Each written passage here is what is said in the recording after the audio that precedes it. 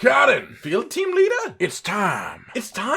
It's time. Oh boy, I've been waiting for this for so long. Oh, really? Yes, I always thought there was chemistry between the two of us, but Cotton. Yes, field team leader? I meant it's time to update your most valuable target list. Yes, that was what I meant too. We will never speak of this again. Ladies, gentlemen, and monsters of all ages, there comes a time in every young hunter's life where they first find a monster so beautiful, so mechanically wonderful, and just so perfect in every single aspect that they feel a connection to them. We may kill these creatures, but I don't think there is a single hunter on this planet who doesn't harbor significant appreciation for these monsters. But as with all things in life, not all things are created equally. So as much as I love every single one of these monsters in the series to absolute bits, yes, even Bulldrome, it is undeniable that due to our opinions as humans, we like some monsters a bit less than others. Yes, again, Bulldrome. So today, ladies and gentlemen, it is time for the updated post-Iceborne list of my top 5 monsters in the entire Monster Hunter series. So without further ado, let's begin with Honorable Mention.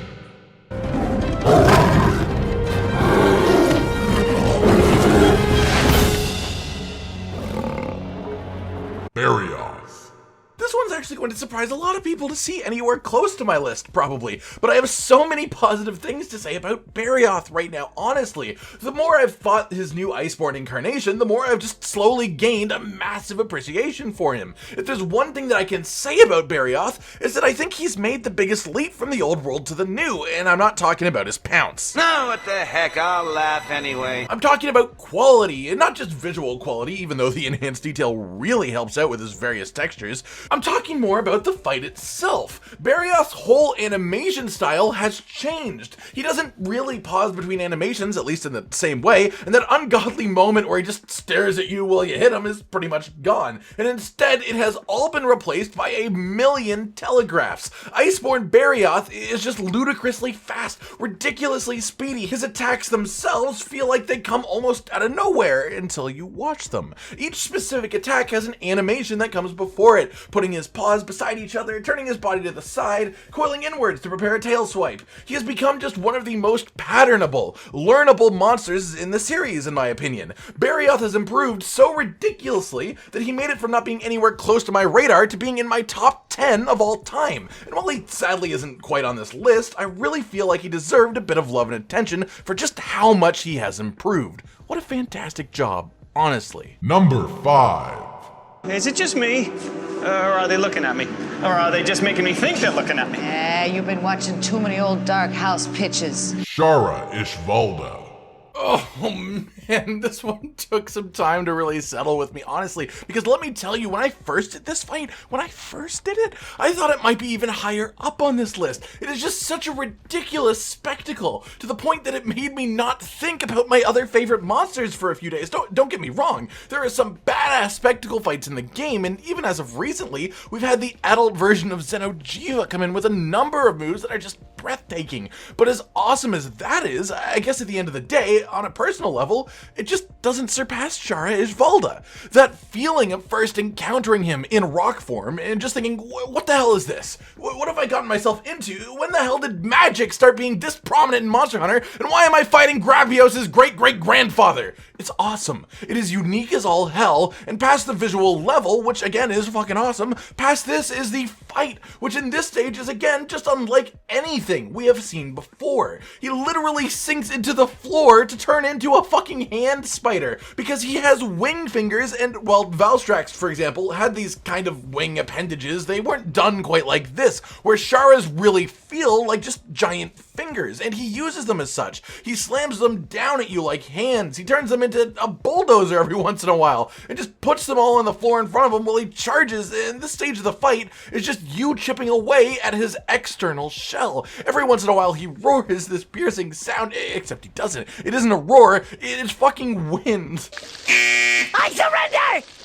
Oh. And while this is happening, every once in a while, Shara will just straight up lower the floor of the arena. Just literally push the floor down somehow. It's just so awesome. Then, of course, the reveal, the swap to non-rock form. This moment is just great. The way they set it up is great. The way they use the mechanics to push you away far enough to essentially force you to the correct distance to view this moment. It's just great game design. Then the revealed monster is some sort of Hindu lore-based tree demon creature that is simultaneously terrifying and gorgeous, and his visuals are just such a big yes for me. He's one of those monsters designed to make you uncomfortable, and he does it perfectly. They literally coded him so his eyes, when they do eventually open, look at the camera, not the player, the camera. You can see it in this clip here too. My player is still, my camera is moving. His eyes are following the camera. How fucking creepy is that? And it's intentional. That's a difference that doesn't come up enough. Intentional creepiness is impressive when done well.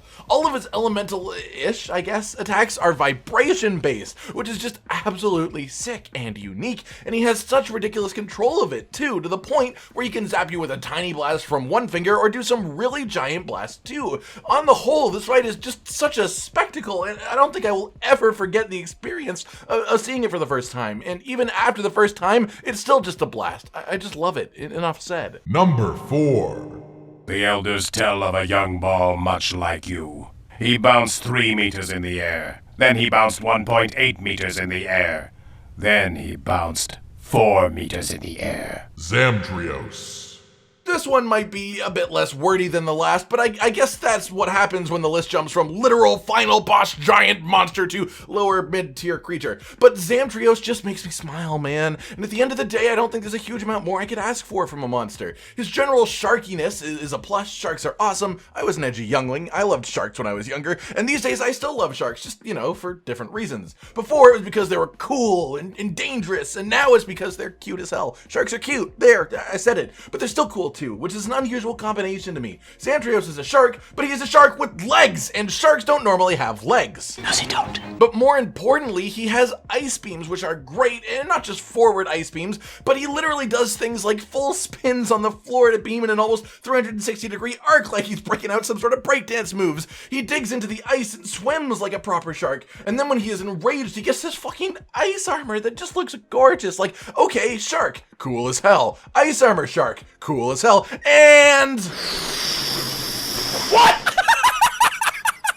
He inflates like a fucking balloon because of course he does. Of course, the logical step for something cool is to become cooler and cooler and cooler until you reach some sort of limit and then just bam, derpy and cute inflated phase. I love this. He bounces around like a ball because he is one. He rolls like a ball because he is one. And then because he feels like it, he just expels a million snowballs out like some sort of short-range mortar, and I love it. He has so much variety. He has so many learnable patterns, and he is just the perfect mix of cool and silly, with the absolute perfect way to reveal this silly too. It's so sudden and so significant and just so goddamn hilarious. If Zam Trios was brought into World, I can even see a Barrier type of treatment to him, where his telegraphs get far more detailed and his moves therefore come out faster. As in the current incarnation, the only thing I would even think about saying negatively about him is just how long he sits in some of his poses. He's just standing there, menacingly. But Barrier did this too in the old world, and look at him now. So maybe Zam Trios will manage to push his way even further up this list for me, but judging him by his current merits as a creature and the ideas behind his fight,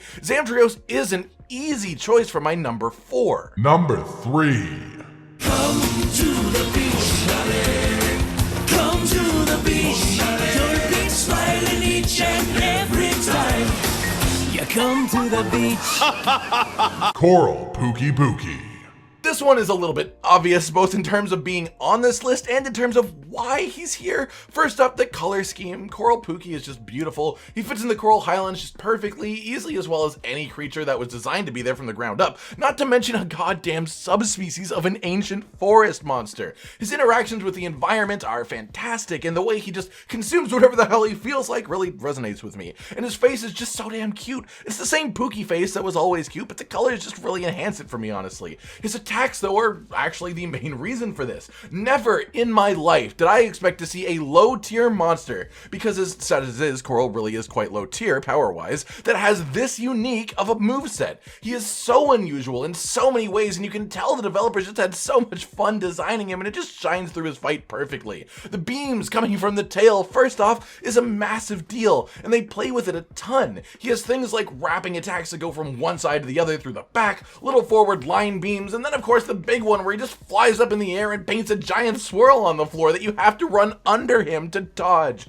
Seriously, I love that attack to bits, and that's before we even get to my actual favorite attack, because as simple as it is, the forward beam that just slowly splits in two is just so cool. I simply cannot believe that it hasn't been done before, and it is just such a cool moment in his fight, and it fits him so perfectly, and the way his tongue works and his general anatomy, and sometimes it feels like a monster is designed around the place that it is in the game. Like, hey, we need a subspecies in the Coral Highlands, might as well be a Pookie, you know? That's not the case here. This is the total opposite. Coral Pookie feels so unique, well designed, and well thought out, and perfect for the environment that I could honestly believe someone telling me that he was conceptualized at the exact same time as base Pookie for base world, because he just fits too perfectly to be created on a whim, you know? If you'd asked me a few months ago if I thought a subspecies would ever be anywhere close to my top 5 list, I probably would have called you crazy for even asking. The answer was a hard no, and yet here we are. Coral Pookie at a very comfortable number 3. Number 2.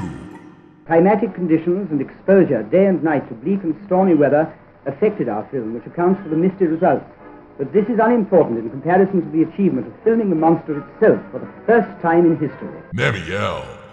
Oh, Namiel, I've talked to death about you, and for good reason. Part of why I love Coral Pookie is just how much he makes me enjoy the water element. It is an element that is underrepresented in the series in so many ways, and it is by far not played around with enough as far as combat design. But in that category, well, Namiel really takes the cake. The deep sea dragon herself, she's just gorgeous in a slightly scary way. Again, like Shara, she is meant to represent deep sea creatures, which are legitimately terrifying, so it was purposeful, and therefore an example of great design. But it's the way that she just melds the parts of so many creatures so seamlessly, where her wing flap tail type thing looks like a manta ray, and then she flies into the air and turns that same shape into a jellyfish with such perfect animations. And that's another thing, the way some of her animations work just have so much detail and personality in them. For example, when she curls up and starts firing the tiny beam, her little tentacles at the end of her wing flaps do a tiny little dance, and it's just so cute once you notice it, and oh, I love her so much.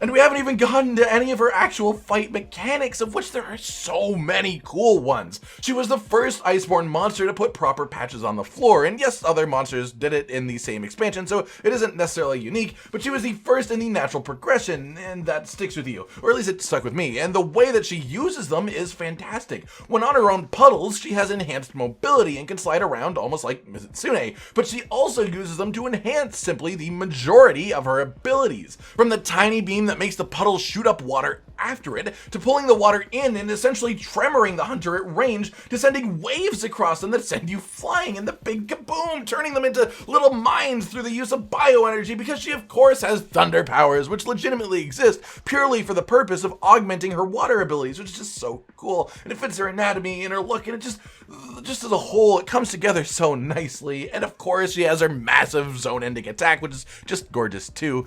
But what part of her isn't, honestly? My life is just enhanced by her existence. I guess it's as simple as that. Number 1. You want your first nemesis to be special. Someone who you could see being your nemesis for the rest of your life. Duramboros. The one consistent here, Duramboros never falters, and I am honestly nearly certain at this point that he will be at the top of my list forever, considering he isn't even in the New World style games yet, and when he does come, oh boy, that's going to be such a great day for hunters just everywhere. Diving in with his appearance, then he's some sort of cow, camel, dinosaur hybrid, which is just fantastic. I love his general shape too, his chunkiness, the fact that moss is literally growing on his humps, and of course his big, beautiful tail, this gorgeous appendage, and then his face. He's just permanently at peace no matter what he's doing, whether he is simply grazing on his own or literally engaged in battle to the death. He is at peace. He is happy, like a bird flying through the sky. Wait a minute! Because he does fly through the sky like a goddamn helicopter. He spins his giant tail around to gain enough momentum to apparently take flight, however briefly, just to land a massive strike with his big, blunt hammer of a tail. And yes, that is part of why I like him so much, is the fact that he is just the monster embodiment of the hammer. Like Duramboros is to hammer what Glavenus is to greatsword, at least in my opinion. He's just so massive, so undeniably lumbering and large, and yet he's so agile and light on his feet, so acrobatic.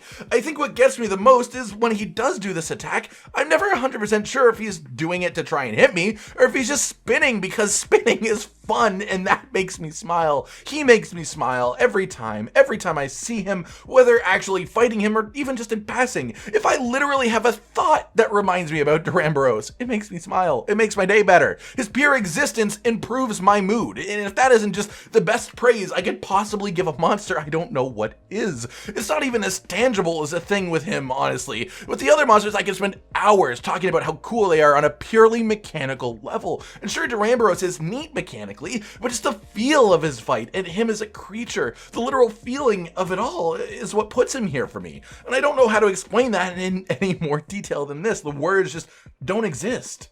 Alright everyone, I've been Cotton Dinosaur, and this has been my updated list of the top 5 monsters in the Monster Hunter series. Do you agree with my choices? Who are your favorite monsters now that Iceborne has had some time to settle in? Like if you like the video, subscribe and hit the notification bell for more, and most importantly, ladies and gentlemen, until next time, stay sweet. This is the brand new outro to tell you all the things that you do that we love, so let's start with something simple and say, oh, we love your eyes. When they're watching us play video games, when we make a bunch of jokes that are kinda lame, or when they gaze upon our failures as we try to kill the monsters or important news about the Kingdom Animalia. Rage, Content, and Hollow are all here, talking about the things you want to hear. So if you want to be the first to hear, like and subscribe and the bell and we'll cheer. Some of you are patrons, even though we are all the noobs and you're the pros. There's nothing we can do to thank you. No, really, there's nothing we could possibly do. Goodbye.